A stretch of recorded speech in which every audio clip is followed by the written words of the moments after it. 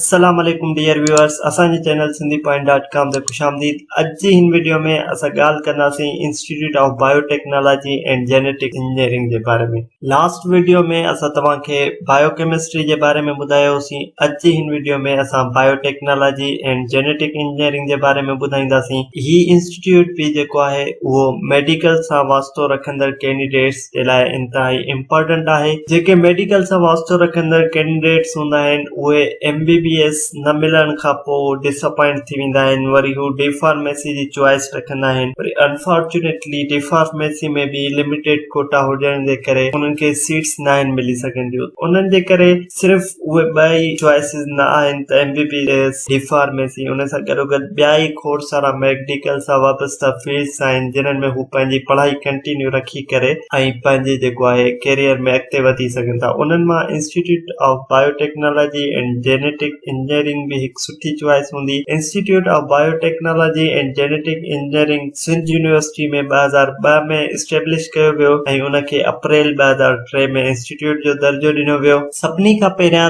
असां इन जे बारे में ॿुधाईंदासीं त बायोटेक्नोलॉजी आहे छा, तव्हां इन फील्ड में कीअं पंहिंजो कैरियर चूज़ करे सघो था। अॼुकल्ह मार्केट्स में ॾिसंदा हूंदो तव्हांखे बेमौसम फ्रूट मिली वेंदा, तव्हांखे बेमौसम भाॼियूं मिली वेंदियूं। जंहिं भाॼी जी सीज़न ई न आहे उहा भाॼी मिली वेंदी तव्हांखे, जंहिं फ्रूट जो मौसम ई न आहे उहो फ्रूट मिली वेंदो। इहो सभु पॉसिबल थियो हिन बायोटेक्नोलॉजी जी डेवलपमेंट खां पोइ। बायोटेक्नोलॉजी हिकु अहिड़ी फील्ड्स आहे इन में तमामु घणियूं कैरियर अपॉर्चुनिटीज़ हींअर मौजूदु आहिनि। हिकु न्यू फील्ड आहे जेका बायो एंड टेक्नोलॉजी खे मिलाए करे ऐं जेको आहे कमु कंदी आहे। ही लिटिल बिट इंट्रोडक्शन हुयो बायोटेक्नोलॉजी जो। हाणे हिन में ॾिसूं था जिन में कोर्सेस कहिड़ा कहिड़ा आहिनि, हिन में कहिड़ा बैचलर्स डिग्री प्रोग्राम्स आहिनि, मास्टर्स डिग्री प्रोग्राम आहिनि institute of biotechnology and genetic engineering में। Institute of biotechnology and genetic engineering में जेको आहे BS जेनेटिक्स डिग्री 8 सेमेस्टर आहे, BS in biotechnology degree 8 semester आहे, MSc बायोटेक्नोलॉजी 4 सेमेस्टर आहे,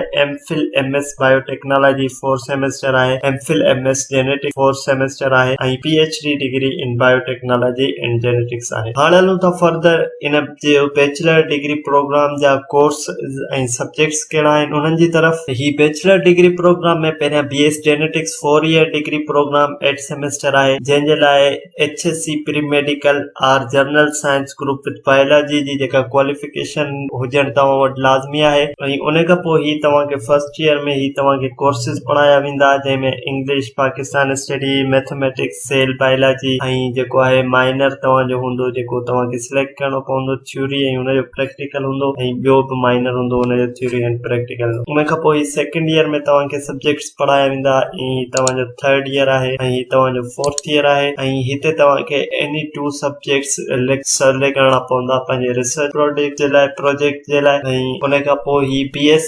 बायोटेक्नोलॉजी 4 ईयर प्रोग्राम 8 सेमेस्टर उनजो course आहे। उनमें तव्हांखे ही पढ़ायो वेंदो जंहिंमें इंग्लिश आहे, इस्लामिक स्टडीज़ आहे, मैथमेटिक्स आहे, सेल बायोलॉजी आहे ऐं cell biology, chemistry, plant diversity आहे। उन खां पोइ सेकंड सेमेस्टर ऐं पोइ सेकंड ईयर ऐं पोइ थर्ड ईयर तव्हांजो सब्जेक्ट आहे ऐं फोर्थ ईयर आहे। त उमीद था कयूं त तव्हांखे ही ख़बर पइजी वई हूंदी त BS बायोटेक्नोलॉजी जो मक़सदु छा आहे, BS बायोटेक्नोलॉजी में तव्हांखे छा छा पढ़ायो वेंदो। हाणे असां जेकॾहिं हिन जे स्कोप ते ॻाल्हि कयूं, BS बायोटेक्नोलॉजी जो स्कोप छा आहे, जीअं मां तव्हांखे ॿुधायो त बायोटेक्नोलॉजी हिकु रिसर्च एंड डेवलपमेंट जी फील्ड आहे। इन में तव्हां जेको आहे एग्रीकल्चर बायोटेक्नोलॉजिस्ट जी तरफ़ वञी सघो था, बायोकेमिस्ट्री जी तरफ़ वञी सघो था, उन सां गॾोगॾु जेको आहे मेडिकल रिप्रेजेंटेटिव थी सघो था, मेडिकल टेक्नीशियंस थी सघो था, एनवायरमेंटल बायोटेक्नोलॉजिस्ट थी सघो था ऐं बायोटेक्नोलॉजी रिसर्च साइंटिस्ट जी तरफ़ तव्हां वञी सघो था।